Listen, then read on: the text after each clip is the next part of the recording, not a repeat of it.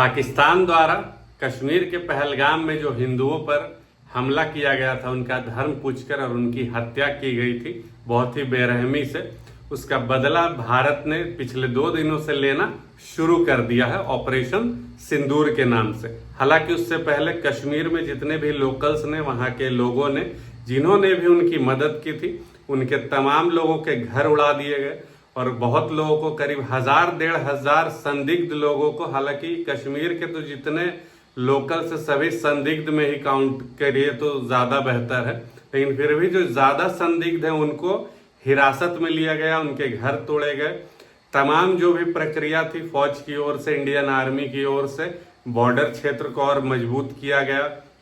तरह तरह जहां भी जो भी परेशानियां थी, फेंसिंग की या जिस तरीके से भी उन लोगों के अंदर आने की आशंका थी, उस हर चीज को बंद किया गया। और पिछले 2 दिन से ऑपरेशन सिंदूर के नाम पे एयर स्ट्राइक भी किया जा रहा है और पाकिस्तान के जितने भी आर्मी बेस है, जहां जहां, हालांकि वो पाकिस्तान आर्मी नहीं है, वो समझिए कि आतंकवादी संगठन ही है जिसका नाम पाकिस्तान आर्मी रखा गया है। वे किसी तरह से फौज की गिनती में नहीं आते हैं। पाकिस्तानियों की जो आतंकवादियों की सेना है, उसे फौज कहना फौज की बदनामी है, फौज शब्द की बदनामी है। तो अब पाकिस्तान का पिछले 2 दिनों में ये हाल हो चुका है, उसके बहुत से ज्यादा शहर जो है बर्बाद हो चुके हैं, तबाह हो चुके हैं। INS विक्रांत ने उनका कराची का पोर्ट भी तबाह कर दिया है। ऐसे कई सारे तमाम जो उनकी जरूरत की चीजें थी, उनका एयर डिफेंस सिस्टम जो उन्होंने चाइना से इंपोर्ट किया था, चाइना ने बेहतर टेक्नोलॉजी बोल के उन्हें सबसे घटिया माल पकड़ा दिया है, जो इंडिया का एक भी मिसाइल डिटेक्ट नहीं कर पा रहा है। वही रूस से मंगाया गया S-400 एयर डिफेंस सिस्टम जो है हम लोगों का, यानी कि इंडिया का, कोई भी मिसाइल को भारत की धरती को छूने नहीं दे रहा, उसे हवा में ही नष्ट कर दे रहा है। और अभी तो 24 घंटे से ज्यादा ही हुए और पाकिस्तान ने ट्वीट भी कर दिया कि वर्ल्ड बैंक, हमें बहुत ज्यादा नुकसान हो गया, हम लोगों को फिर से कर्ज चाहिए। ये वही देश है जो तमाम देशों से आजीवन भीख मांगता रहा है और आगे भी मांगता रहेगा। हालांकि आगे बचेगा कि नहीं बचेगा भीख मांगने लायक भी, इसकी अभी कोई गारंटी नहीं है।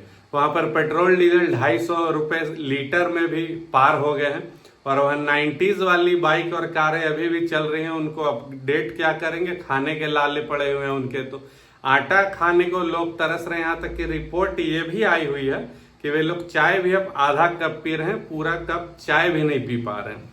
और जिस तरीके से गाजा का हाल हुआ, वहां लोग भूखे मर रहे हैं, वही स्थिति पाकिस्तान की फिर भी इसकी हेकड़ी खत्म होने का नाम नहीं ले रही है। लेकिन इस बार इंडियन आर्मी ने भी ठान लिया और भारत ने भी ठान लिया कि उनकी हेकड़ी को पूरी तरह से खत्म करके रहेंगे।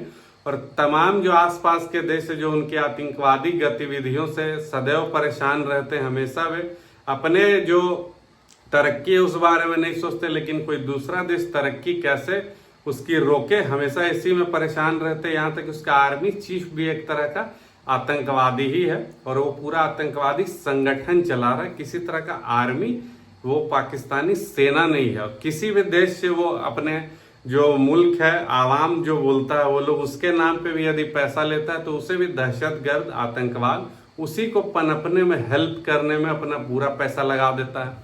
आप लोगों ने न्यूज के माध्यम से भी देखा होगा कि जो इंडिया ने एयर स्ट्राइक किया पाकिस्तानियों पर, जितने भी आतंकवादियों पर, तो पाकिस्तान की जो सेना है उसे सैल्यूट दे रही है। सभी आतंकवादियों को पाकिस्तानी झंडा पहनाकर उसे श्रद्धांजलि दी जा रही है। और जितने भी जो देशभक्त के साथ किया जाता है, वैसा वो लोग आतंकवादियों के साथ कर रहे हैं, मतलब कि जैसे कि कोई सेना का अधिकारी हो। हालांकि सेना और पाकिस्तान का जो सेना और आतंकवादी लगभग बराबर है, दोनों सेम चीज ही है, कुछ अलग नहीं है उसमें।